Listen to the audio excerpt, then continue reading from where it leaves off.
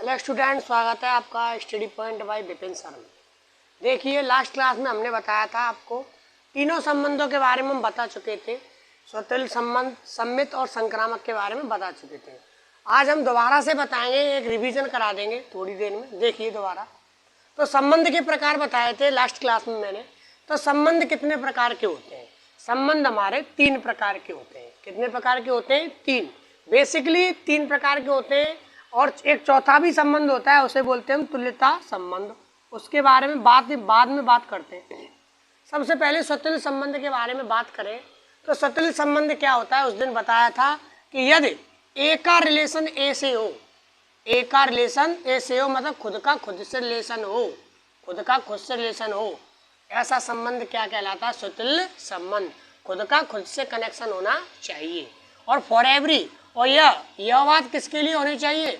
For every मतलब प्रत्येक के लिए। समुच्चय ए में जितने अवयव है, समुच्चय ए में ए कहाँ से बिलोंग्स करना चाहिए? इसका मतलब है बिलोंग्स। तो ए कहाँ से बिलोंग्स करना चाहिए? ए समुच्चय ए से। यह है हमारा समुच्चय जो क्वेश्चन में दिया गया होगा। तो ए कहाँ से बिलोंग्स करना चाहिए? ए संबंधित होना चाहिए समुच्चय ए से। तो यह प्रत्येक के लिए लागू होनी चाहिए, खुद का खुद से कनेक्शन होना चाहिए। यह बात समुच्चय ए के प्रत्येक अवयव से संबंधित होनी चाहिए कि प्रत्येक अवयव का खुद से कनेक्शन होना चाहिए। तो उसमें कौन सा संबंध होगा? स्वतंत्र।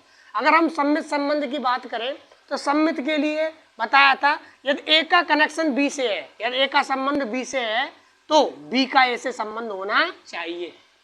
यदि ए का संबंध बी से है तो बी का ए से संबंध होना चाहिए। और ए और बी कहाँ से बिलोंग्स करने चाहिए? समुच्चय ए से। कहने का मतलब ये है, जो ए और बी संख्याएं लेंगे वो समुच्चय ए से संबंधित होनी चाहिए। यह समुच्चय ए हमें क्वेश्चन में दिया गया होगा, तो हमको जो संख्या लेनी है ए और बी, वह समुच्चय ए से ही संबंधित होनी चाहिए। और यह बात किसके लिए होनी चाहिए? प्रत्येक के लिए। किसके लिए? प्रत्येक के लिए। संक्रामक संबंध के बारे में बात करें तो संक्रामक संबंध के बारे में बताया था। देखो बच्चों, इसको जरा अच्छे से समझना, क्योंकि इसमें बच्चे कंफ्यूज रहते हैं और गलती करते हैं, इसकी प्रॉब्लम है। तो देखो, संक्रामक संबंध क्या होता है? संक्रामक संबंध होता है कि यदि ए का रिलेशन बी से है, ए का रिलेशन क्या है? बी से है। ए का बी से रिलेशन है और बी का सी से रिलेशन है। ए का रिलेशन बी से है और बी का सी से है, तो ए का सी से रिलेशन होना चाहिए। तो क्या होना चाहिए? ए का सी से रिलेशन होना चाहिए, तो उसमें संक्रामक होगा। अन्यथा अगर ए का सी से रिलेशन नहीं है तो संक्रामक नहीं होगा। दोबारा देखिए, यदि ए का बी से रिलेशन है तो बी का सी से रिलेशन हो। यदि ए का बी से हो और बी का सी से हो तो ए का लास्ट वाले से, ए का लास्ट वाले से, तो ए का सी से होना अनिवार्य है। अगर ए का सी का रिलेशन नहीं है, ए का और सी का रिलेशन नहीं है, तो उसमें संक्रामक संबंध नहीं होगा। एक बात ध्यान रखो कि अगर ए का बी से रिलेशन है, इस बात को ध्यान रखना, ए का बी से रिलेशन है, अगर बी का सी से मिल ही नहीं रहा हो, ए का बी से रिलेशन हो और बी का सी से मिल ही नहीं रहा हो, तो उसमें संक्रामक संबंध होगा। इसमें बच्चे गलती करते हैं, दोबारा सुनो। यदि ए का बी से रिलेशन है और बी का सी से मिल ही नहीं रहा हो क्वेश्चन में, तो हमारा संक्रामक संबंध होगा, संक्रामक संबंध होगा। इस बात को ध्यान रखना। अगर ए का बी से है और बी का सी से नहीं मिल रहा है तो उसमें संक्रामक संबंध होगा। संक्रामक संबंध बस जब ही नहीं होगा जब ए का बी से रिलेशन है और बी का सी से रिलेशन है। अगर ए का सी से रिलेशन नहीं मिले, ए का सी का रिलेशन नहीं मिले, तब उसमें संक्रामक नहीं होगा। अन्यथा अगर ए का बी से रिलेशन है, बी का सी से रिलेशन है और ए का सी से रिलेशन दिया हो, तो उसमें संक्रामक होगा। ठीक है, तो ये हमने आज संबंध के प्रकार के बारे में थोड़ा रिवीजन कराया। अब देखिए, हम क्वेश्चन की तरफ बढ़ते हैं। क्वेश्चन की तरफ देखिए बच्चे, आपके सामने एग्जाम्पल नंबर 4 है, इसको कराते हैं हम। देखिए, तो सिद्ध कीजिए, ये आपके मैथ का एग्जाम्पल नंबर 4 है। सिद्ध कीजिए कि समुच्चय 1 2 3 में ये रिलेशन दिया है। मैंने बताया था ना बच्चों कि हमको हर एक क्वेश्चन में समुच्चय दिया गया होगा। तो यहाँ पे हमारा समुच्चय क्या है कि हमको सिद्ध करना है कि समुच्चय, इस समुच्चय में, ये हमारा क्या है? समुच्चय। इसी को बोलते हैं हम ए। तो समुच्चय में, इस समुच्चय में जो रिलेशन है वो 1,1, 2,2, 3,3, 1,2, 2,3 द्वारा प्रदत्त संबंध, जो ये संबंध है, जो ये संबंध दिया है वह स्वतुल्य है, परंतु ना तो सम्मित है और ना ही संक्रामक है। ये हमको सिद्ध करना है। तो देखिए, तो सबसे पहले हम स्वतुल्य चेक करते हैं। क्या चेक करते हैं? स्वतुल्य। स्वतुल्य के लिए क्या होता है? स्वतुल्य के लिए ए का ए से रिलेशन होता है और एवरी ए कहाँ से बिलोंग्स करनी चाहिए? समुच्चय ए से। मतलब प्रत्येक समुच्चय का, प्रत्येक अवयव का खुद से कनेक्शन होना चाहिए स्वतुल्य के लिए। देखिए, 1 का 1 से है, 2 का 2 से है, 3 का 3 से है, अतः इसमें स्वतुल्य संबंध है।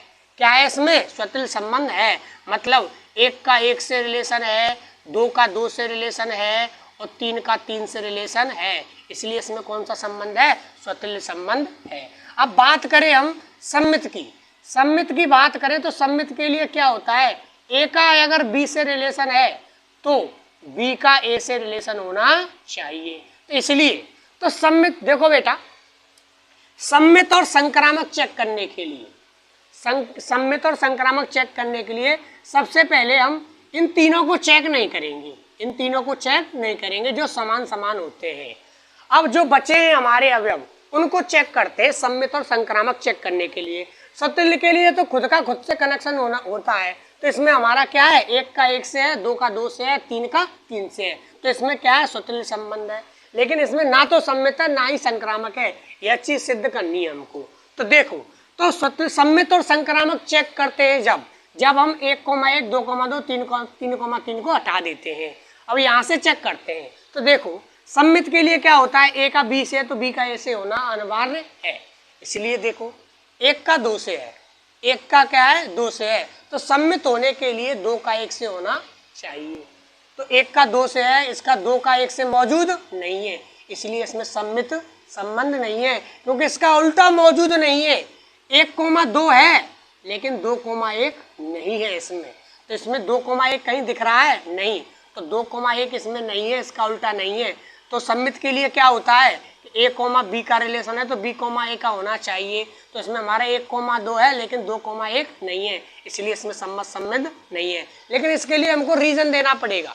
क्या देना पड़ेगा? रीजन। तो हम क्या लिखेंगे कि 1 का 2 से रिलेशन है, 1 का 2 से रिलेशन है, लेकिन 2,a does not belongs to R, मतलब 2,1 इससे संबंधित नहीं है, मतलब 2,1 इसमें नहीं है, इसलिए सम्मित नहीं है, इसलिए सम्मित नहीं है। अब बात करें संक्रामक के लिए बताया था ए का बी से है रिलेशन और बी का सी से है रिलेशन, तो ए का सी से रिलेशन होना चाहिए। अब देखो बच्चों, संक्रामक के लिए क्या करते हैं? तो संक्रामक के लिए सबसे पहले हम अगर बोर्ड में अगर हम सवाल सिद्ध करें तो ये तरीका ही अपनाना, सवाल सिद्ध करने का, स्वतुल्य सम्मित और संक्रामक सिद्ध करने का ये तरीका अपनाना, आपको पूरे नंबर मिलेंगे। और देखो, अगर संक्रामक, और इसमें क्या सिद्ध करना है? और ना ही संक्रामक है, तो देखो मैंने बताया था सम्मित और संक्रामक चेक करने के लिए इन तीनों को चेक नहीं करते हैं।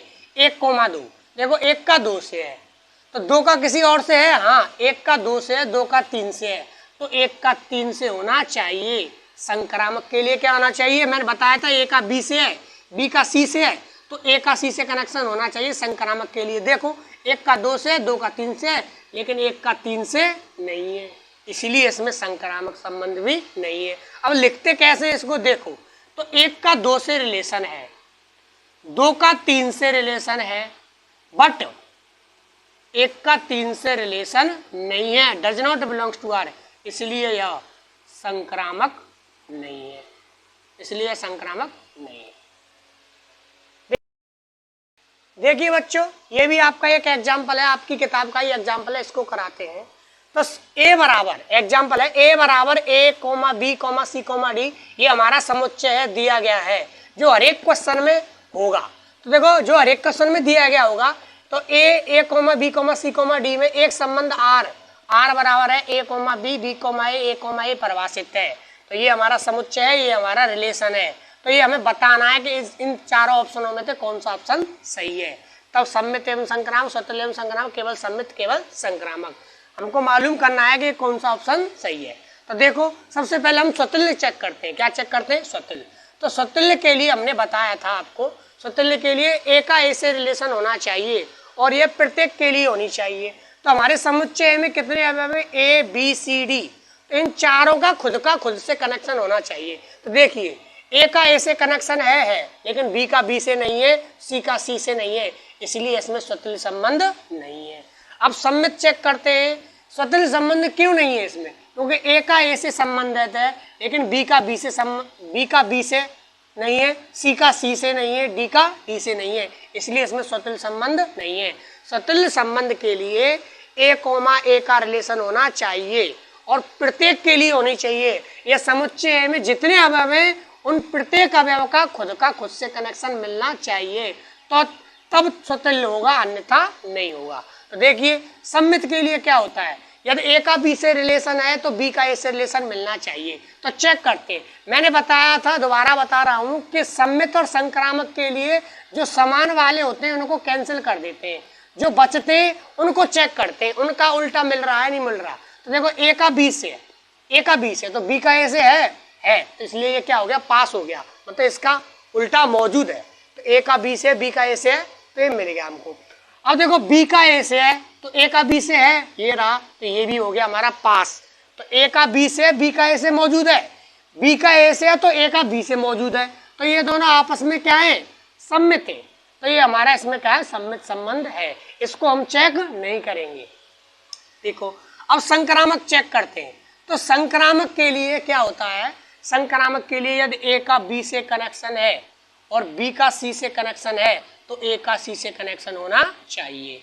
ठीक है, देखो संक्रामक चेक करते हैं। तो संक्रामक के लिए भी इसको नहीं चेक करेंगे, इसको चेक करते हैं। देखो ए का बी से है, ए का बी से है, संक्रामक के लिए ए का बी से है। देखो बी का किसी और से है क्या?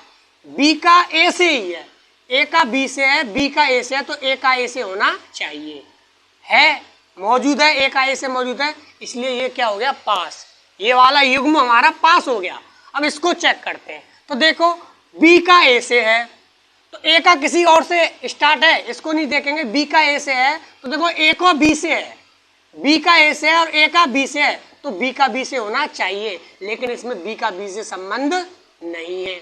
देखो बी का ए से है और ए का बी से है, तो बी का बी से होना चाहिए। देखो बी का ए से है और ए का बी से है, तो बी का बी से संबंध होना चाहिए, लेकिन इसमें नहीं है, इसलिए इसमें संक्रामक संबंध नहीं है। तो इसमें सिर्फ सम्मित उत्तर है। इसका उत्तर क्या है? केवल सम्मित। तो टिक की ये एग्जाम्पल के द्वारा बताते हैं तीनों संबंधों के बारे में। इसमें चेक करते हैं स्वतुल्य, सम्मित और संक्रामक।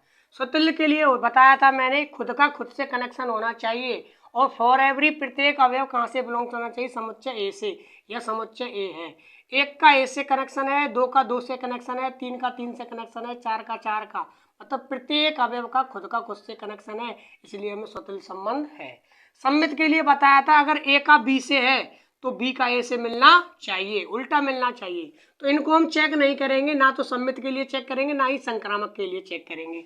तो सम्मित के लिए एक का दो से है, दो का एक से मौजूद है क्या? नहीं है, इसका उल्टा नहीं है, इसलिए इसमें सम्मित संबंध भी नहीं है, स्वतुल्य है, सम्मित नहीं है।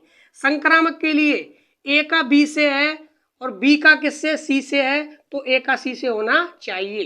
तो देखो हमारा संक्रामक के लिए चेक करें, एक का दो से है लेकिन दो का किसी और से मिल ही नहीं रहा है, तो ए का बी से हो, बी का सी से नहीं मिले तो उसमें संक्रामक होगा, इसलिए इसमें ये संक्रामक है, इसके लिए संक्रामक है।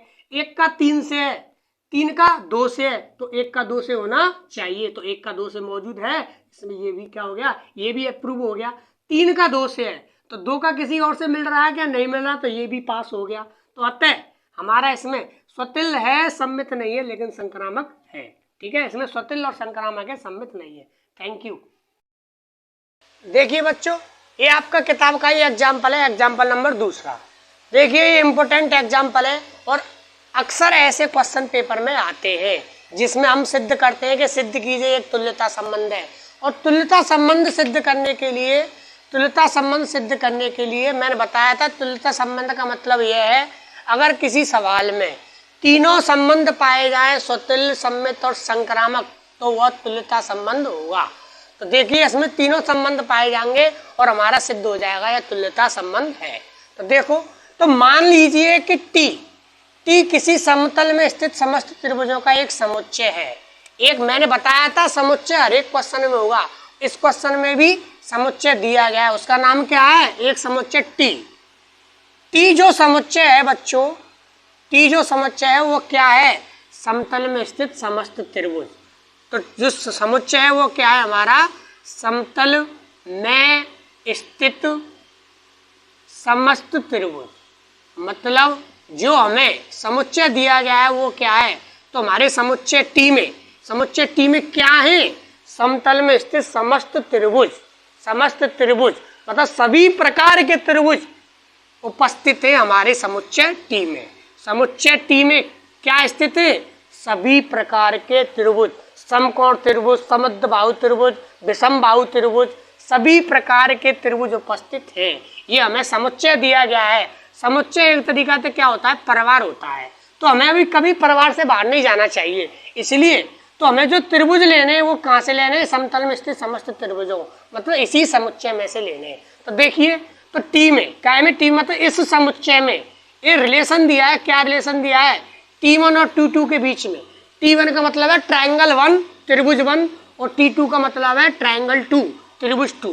तो त्रिभुज T1 और T2 के बीच में हमारा संबंध है, इस प्रकार है। किस प्रकार संबंध है, दो त्रिभुजों के बीच में संबंध दिया गया है।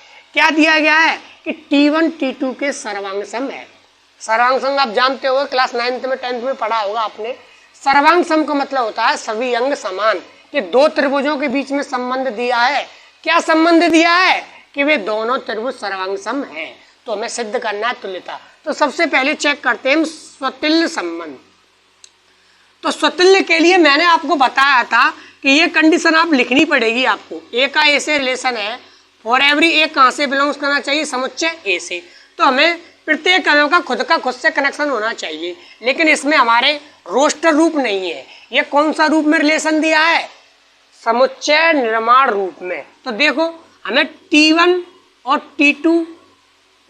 T1 T2 के सर्वांग सम है, यह रिलेशन दिया है, सर्वांग सम है। अब हम चेक करते हैं, स्वतुल्य चेक करेंगे तो T1 और T1 में संबंध चेक करेंगे। जैसे ए का ए से चेक करते हैं, इसलिए स्वतुल्य चेक करने के लिए T1 का T1 से ही चेक करेंगे। तो देखो T2 की जगह T1 रख देंगे स्वतुल्य चेक करने के लिए। तो T1 कोमा T1 के सर्वांग सम है, T1 के सर्वांग सम है। बताओ क्या यह बात लिखी है जो हमारी सही है कि गलत है, बताओ। T1 के सर्वांग सम है, मतलब त्रिभुज 1 के ही, मतलब कोई भी त्रिभुज खुद के ही समरूप सर्वांग सम होता है नहीं होता है, तो ये हमारा होता है। ट्राइंगल 1 के सर्वांग सम है, मतलब प्रत्येक त्रिभुज खुद के सर्वांग सम होता है। जैसे ये हमारा त्रिभुज है T1, ये क्या है, T1 हमारा त्रिभुज है, तो ये खुद के ही क्या है, सर्वांग सम है। अगर इसकी खुद से ही तुलना की जाए तो ये खुद के ही क्या होगा, सर्वांग सम होगा। तो इसलिए इसमें स्वतुल्य संबंध है। तो अतः T1 और T1 का रिलेशन है, मतलब T1 का रिलेशन है, अतः स्वतुल्य संबंध है, स्वतुल्य संबंध है। अगर चेक करें हम ये फर्स्ट स्वतुल्य सममित के लिए चेक करें, सममित के लिए क्या होता है, यदि ए का बी से रिलेशन है, तो ए का बी से रिलेशन है तो बी का ए से रिलेशन होना चाहिए। फॉर एवरी ए और बी कहाँ से बिलोंग्स करनी चाहिए, समुच्चय ए से। सबसे पहले हम क्वेश्चन में इन डेफिनेशन को लिखेंगे, इनकी जो सममित की डेफिनेशन होती है उसको लिखेंगे, फिर हम क्वेश्चन पे आएंगे। अब देखो इसमें सममित चेक करते हैं। सममित के लिए क्या होता है, ए का बी से तो बी का ए से होना चाहिए। यदि T1 का T2 से संबंध है तो T2 का T1 से संबंध होना चाहिए। अगर यह कथन T1 और T2 के लिए सत्य है, अगर T1 T2 के सर्वांग सम है, तो सममित होने के लिए T2 T1 के सर्वांग सम होना चाहिए। तो देखिए T1 T2 के सर्वांग सम है, सर्वांग सम है, तो T2 ट्रायंगल 2 T1 के सर्वांग सम होगा। देखिए ये हमारा त्रिभुज है T1, ये हमारा त्रिभुज है T2। ये तो T1 और T2 सर्वांग सम है। T1 और T2 बच्चों क्या है? सर्वांग सम है। तो T2 और T1 भी सर्वांग सम होंगे। ये बेसिक सी बात है। अगर T1 T2 के सर्वांग सम है, T1 T2 के बराबर है, तो T2 T1 के बराबर होगा। इसलिए अगर T1, T2 का रिलेशन है और तो T2 का और T1 का भी रिलेशन मौजूद है, इसलिए यह सम्मित संबंध है। इसलिए इसमें सम्मित संबंध है। देखो बच्चों, संक्रामक के लिए क्या करते हैं, मैं इसको रब कर देता हूं, स्क्रीनशॉट ले लेना। संक्रामक, इसमें स्वतुल्य पाया गया, इसमें सम्मित पाया गया। अब हम संक्रामक चेक करते हैं। तो संक्रामक के लिए बताया, संक्रामक के लिए यदि A का B से है और B का C से रिलेशन है, तो A का C से रिलेशन होना चाहिए। तो देखो, अगर T1 T2 के सर्वांग सम है और मान लिया हमने T2 T3 के सर्वांग सम है, क्योंकि इसमें तीसरे अवयव की जरूरत पड़ती है ना, A B C, तो इसलिए मैंने मान लिया T1 T2 के सर्वांग सम है, T2 T3 के सर्वांग सम है। तो बताइए T1 और T3 के सर्वांग सम होगा या नहीं होगा? तो T1 T3 के सर्वांग सम होगा। क्यों होगा? T1 T2 के सर्वांग सम है, T2 T3 के सर्वांग सम है, तो T1 और T3 आपस में सर्वांग सम होंगे। जैसे मैं एक एग्जांपल लेके बात करूं कि रमेश का भाई सुरेश है और सुरेश का भाई महेश है। रमेश का भाई सुरेश है, सुरेश का भाई महेश है, तो रमेश का भाई महेश होगा। तीनों भाई आपस में होंगे। इसलिए T1 T2 के सर्वांग सम है और T2 T3 के सर्वांग सम है, तो T1 और T3 के सर्वांग सम होगा। एग्जाम्पल देखिए, जैसे ये T1 है, ये T2 है और ये T3 है, ये हमारा T3 है। T1 T2 के सर्वांग सम है, T2 T3 के सर्वांग सम है। जब ये इसके सर्वांग सम है, ये इसके सर्वांग सम, तो ये और ये तो आपस में सर्वांग सम होगा। इसलिए हमारा T1, T2 का रिलेशन मौजूद है, T2, T3 का रिलेशन मौजूद है और T1, T3 का भी रिलेशन मौजूद है। अतः यह संक्रामक संबंध है। अतः इसमें हमारे तीनों संबंध पाए गए, स्वतुल्य, सम्मित और संक्रामक। अगर किसी क्वेश्चन में तीनों संबंध पाए जाते हैं, स्वतुल्य, सम्मित और संक्रामक, तो उसमें तुल्यता संबंध होता है। अतः यह